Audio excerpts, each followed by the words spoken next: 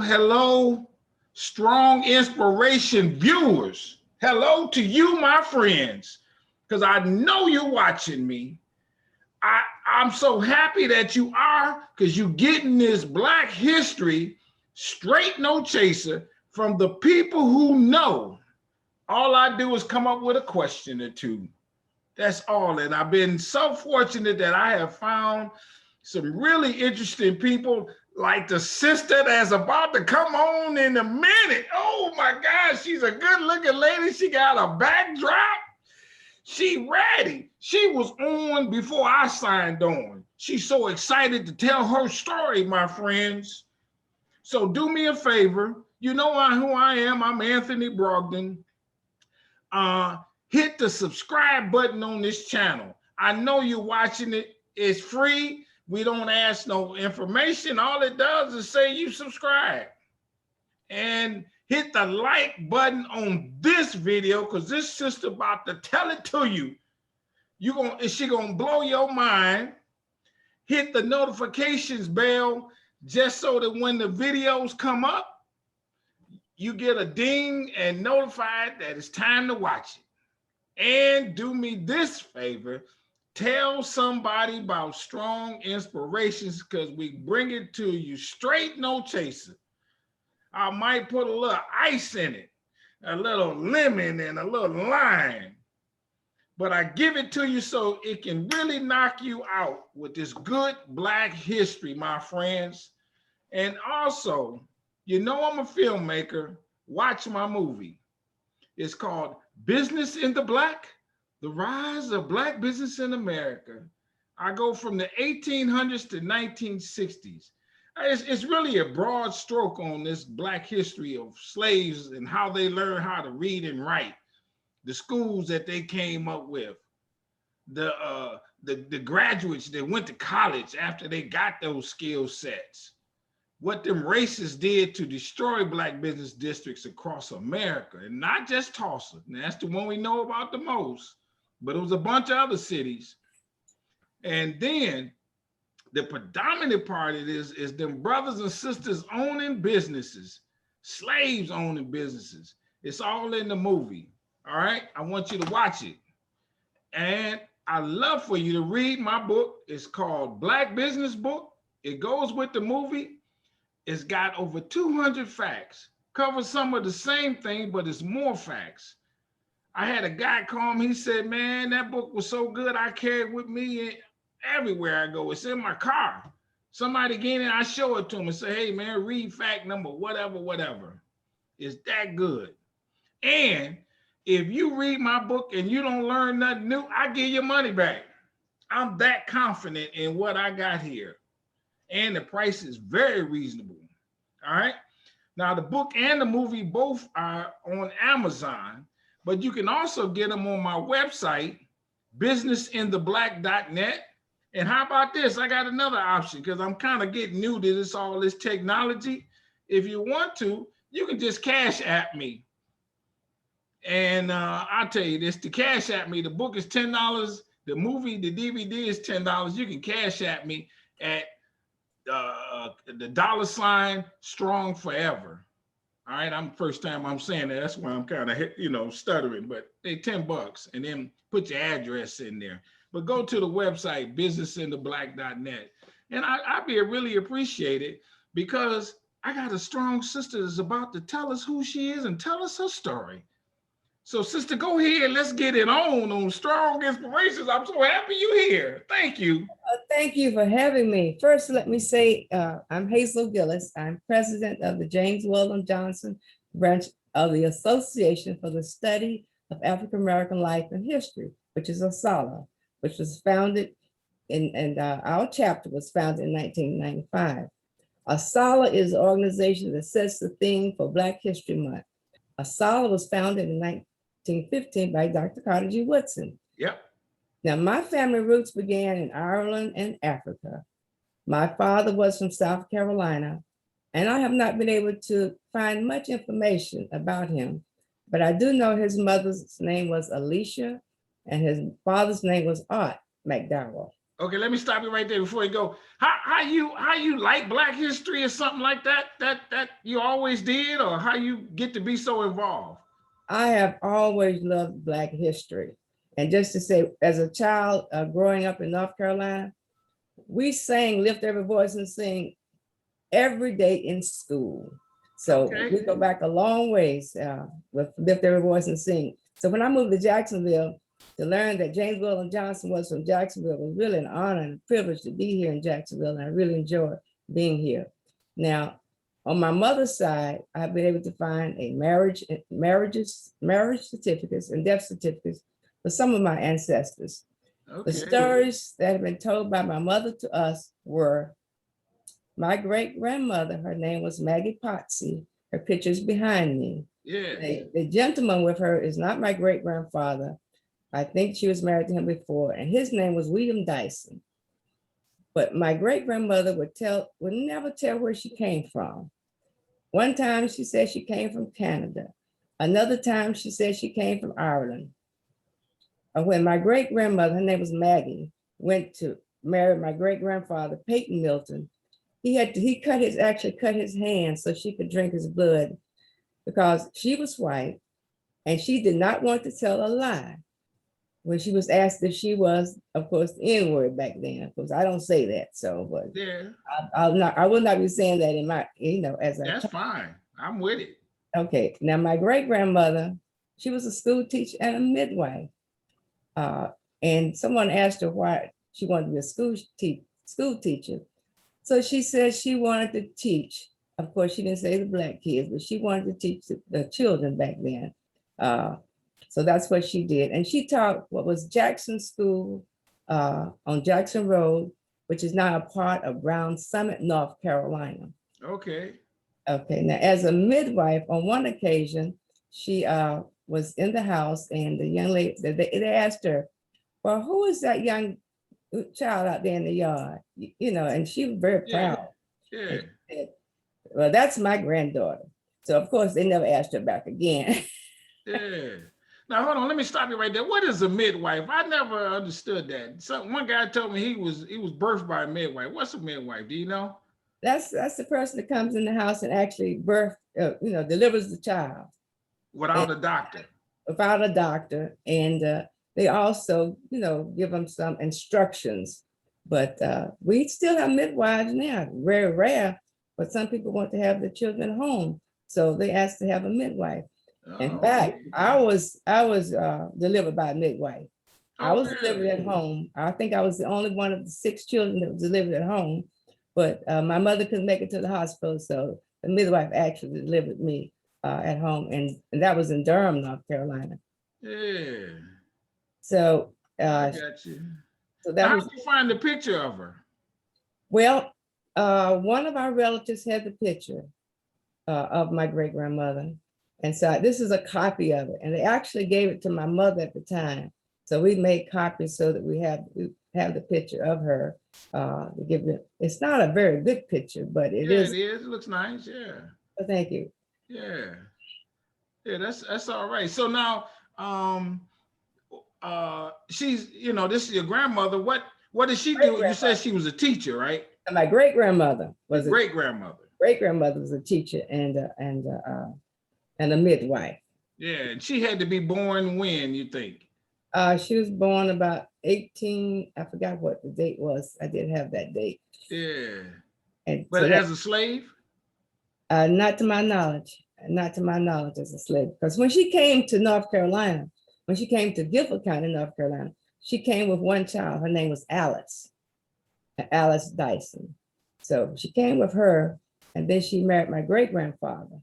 So I don't know what happened to William Dyson. I have no clue of what happened to him at this point. Okay. But my great grandmother was very proud. And at one time, her family sent her $1,000. I don't know if it was, I forgot it was by mail or telegram. I think it was telegram. But she sent it back because she didn't want them to know where she was. So her brother actually came to Guilford County to find her. And when he realized that she was married to a Black man, he left and he never came back. Wow. So Okay. but she was very proud, and but like I said, she gave different stories of where she came from. Now, when I did ancestry, it said in 1920 that she was from Ohio. So it's very interesting. And we do have relatives in Ohio, so that's a possibility. But I do know that she came to Madison County, Gifford County. Gifford County is Madison, Gifford County, North Carolina. Yeah.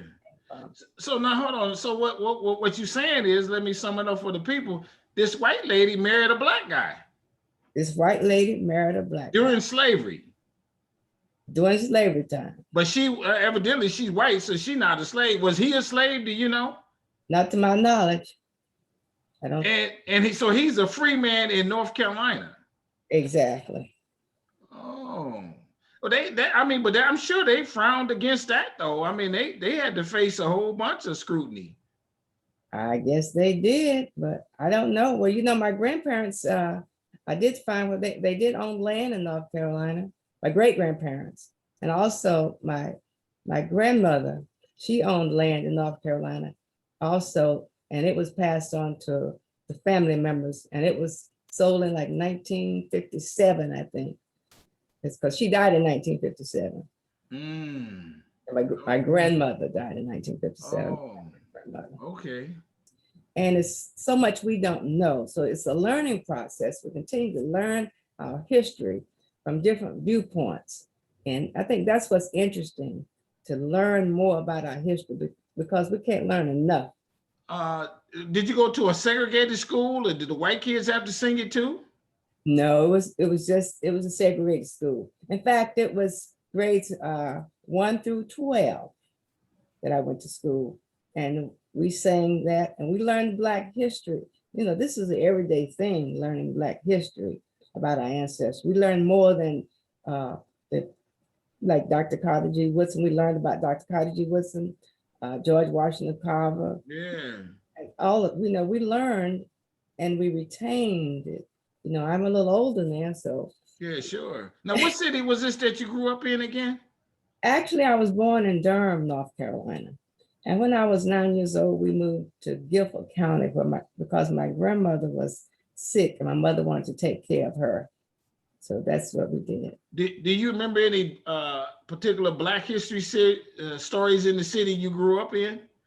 Okay. Okay. So of course, we had the 1960 sit-ins in Greensboro, North Carolina, which started. Really? What was that about? Yeah. That started the movement. You know, they wanted to dine at the lunch counters. And so the 4 students started out sitting there, and I think they sat there till the lunch counters closed. And then the next day, additional students came. Now, this was not only Black students, but they had white students that came from other institutions to join them. And if you go back in history, you can see the lunch counter. You can, of course, the white people didn't sit that were with them. Some of them didn't, but they stood behind them, sometimes try to protect them. So you know, the four guys that sat, that was 1960, and they're older than I am, but I knew each one of them. Oh, really? And a couple personally, I knew them, you know, very well. And as a young girl, of course, it was interesting and it was educational.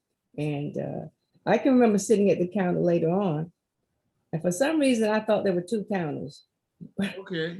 So I may be incorrect on that, but I know there was a front counter and there was a back counter at one time at Woolworths. And you know, Woolworths is now an international museum. So that's, you know, that's. So you remember seeing Black only, white only signs?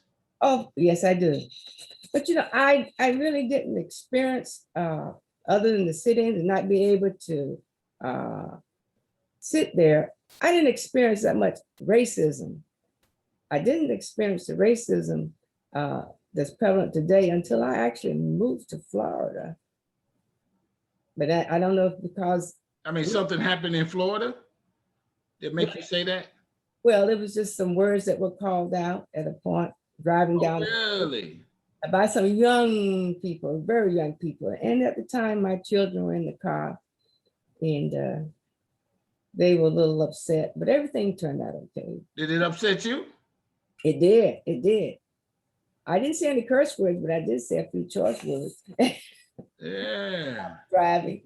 So they were Did you want to pick up a rock and throw a rock, or you just kind of washed it off? I didn't wash it off. I said a few words, but I didn't wash it off, of course. My kids were surprised that I got angry because they'd never seen me like that before. But of course, I'm driving, so I got to remain cool to a certain extent. Yeah, you know, for some reason, maybe I'm a different kind of guy, and I didn't grow up in the South, as I must admit. But I'm thinking if they would call me the N-word or something like that, I would think, man, how you know? I mean, what is the N-word? I mean, why are you saying that to me? You know what I mean? What, you upsetting me? You think you better than I am? I probably make more money than you. You know what I mean? Right. I'm a better person than you. So I'm looking at you like you a fool. Well, in North Carolina, I worked at an agency, and I'll just tell you this story. I was a temporary employee, and they needed someone to work as a secretary for the branch chief. And I really didn't want the job because I was working like 4 months out of the year, and I liked doing that. But this was going to be full time.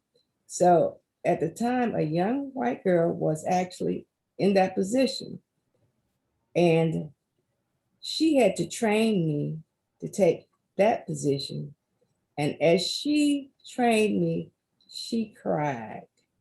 Now that's unusual. Okay.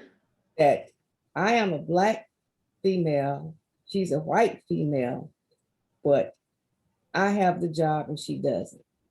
And so I just sat there being polite. So, and my boss, he was white, but they liked how I worked. And so that's what it was. And maybe this is a question and maybe not. And again, I mean, no disrespect with this, but being a lighter complected person with good hair, did that give you some advantages in life? I don't know. I don't know. But I always carried myself, and I wasn't one to gossip. And this young lady talked a lot, but my family life was my family life. And when I went to work, I didn't take it with me. I didn't tell my story. I didn't tell my history. In fact, this is the first time I ever told the story about my great grandmother out in public. For years we didn't even speak about it. I think maybe probably in the last 6 years I may have said something, but we didn't talk about it. It wasn't anything to brag about. Well, why is that? I mean, were you kind of ashamed of that? There's a possibility. I wasn't ashamed, just that I didn't talk about it. I'm a very private person. Yeah. Now, in my family, we had a rainbow colors. My brother, I can't imagine. My brother Henry was really light. He could pass for white. And he was a proud cab driver, and people would say things around him because they thought he was white. Yeah. So we went from one spectrum to the other, from the light to the dark. Was there ever an internal battle among the light, the dark, where you said, No. I mean, you didn't slip up and say darky brother, you know what I mean? I know you wouldn't have, but I mean, I'm just saying, I'm wondering in terms of that dynamic. No, there was no conflict. I think my brother had a because he was so light, I think he might have had a little conflict because he was Black, of course. And we did talk to him. They did say something to him, I think, but no, not darkness, maybe lightness, but not darkness. Yeah, because I'm and my viewers, I'm telling you about myself, about me personally. As a lighter complected guy myself, I struggled with being a part of the Black race growing up. I remember I didn't want to go to the Black Expo. Oh wow! It was crazy. My brother, he's darker than me, and my parents about similar complexion and so on and so forth. But I can remember myself saying, I don't want to go. Because they didn't make me feel any differently, and I knew I was a Black guy, and I got, nappy hair and all that. And that wasn't the question. Growing up in North Carolina, most people were light skinned. A lot of, there were a lot, but very few dark people. I guess most of them were mixed. Where I was from, I remember my daughter-in-law said, all these people look white, light. So most of them are light. So yeah, I would tell you is my grandmother, my sister was darker, and she said, "Here come the little darky." But it was not. Don't mess with that dark child or something like that. Yeah, don't mess with her. They protected her. Yeah, I can understand. My father was really dark, and my mother was really light. But I think they attract each other. That's what it is. It's an attraction. If you notice, a lot of light-skinned women, they like darker men, or vice versa. Yeah. It's opposite attraction. So now, as we come to a close, the name of the chapter is what again? The Asala chapter you're part of? The James Weldon Johnson branch of Asala. Okay. And what's the website? We don't have a website, but we don't have a website yet. Okay. Yeah, we don't. Yeah, well, we're gonna Asala.org is the website for our organization. For Asala, yeah, oh, most definitely. And we also post on that website at asala.org, so you can use that. And have you all had some various events? What does the chapter itself do? Well, we before COVID anyway, yeah. Before COVID, we had the Women's History Program. We have Veterans Month program. We have Dr. Carter G. Woodson's birthday. In June, we're going to celebrate the anniversary of our branch. We were founded in 1995. So with that, we have that celebration. And we also have the celebration again for Dr. Carter G. Woodson. And in December, Dr. Carter G. Woodson's birthday was December 19th. So in December, we have Dr. Carter G. Woodson's birthday celebration. We have an oratorical contest with our youth. Good. So we're very active. Every month there are activities at James Weldon Johnson branch of Asala. Except for July and August, we'll take a vacation. Can I put you on Front Street once, and you might get a laugh. Maybe you'll do this, maybe you won't. Can you sing a verse of Every Lift, Every Voice and Sing? You still remember it? I cannot sing. Lift every voice and sing till every heaven ring, ring with the harmonies of liberty. Yeah. That's enough. It sounds so very good. Everybody, this is what we do on Strong Inspirations. We're gonna come with some stories for you somehow. I'll tell you, I'm gonna pull it out of you, and that's what I tried to do. And she was so gracious with us. I thank you so very much for being on the channel. Everybody, hit that subscribe button, hit the like button, hit the notifications bell. Tell somebody about Strong Inspirations. Hey, how about this? Watch my movie. It's good. I promise you, you'll enjoy it. And read my book. As I told you, it even come with a money back guarantee. If you don't learn nothing new in this book, I give you money back. All right, everybody. Thank you so much for being on the show. Thank you so much. I really appreciate it. Thank you. Bye-bye.